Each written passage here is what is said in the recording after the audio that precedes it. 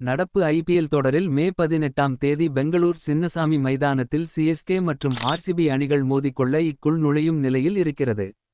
எனவே முக்கிய அதிகரித்துள்ள போட்டி குறித்து ஆர்சிபி அணியின் ஸ்வப்னில் சிங் பேசியிருக்கிறார். நடக்க இருக்கும் இந்த போட்டியில் ஆர்சிபி அணி 18 ரன்கள் அல்லது 11 பந்துகள் மீதம் வைத்து வெல்ல வேண்டும். சிஎஸ்கே அணி வெற்றி பெற்றால் போதும் பிளே ஆஃப் சுற்றுக்குள் நுழையலாம் என்கின்ற நிலை இருந்து வருகிறது.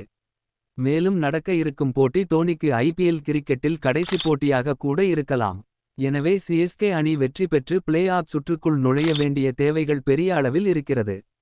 இந்த போட்டி பெரும்பாலும் டோனியைச் சுற்றியே இருக்கும்.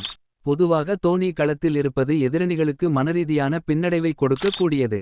பேட்ஸ்மேன்கள் சில தவறுகளை தாமாக செய்வார்கள். சாதாரண கள வியூக மாற்றங்களை கூட குழப்பிக் கொள்வார்கள் என்பது பொதுவாக வெளியில் பேசப்படும் விஷயம்.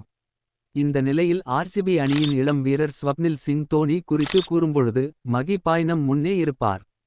அப்பொழுது சில நினைவுகள் நமக்கு வரும்.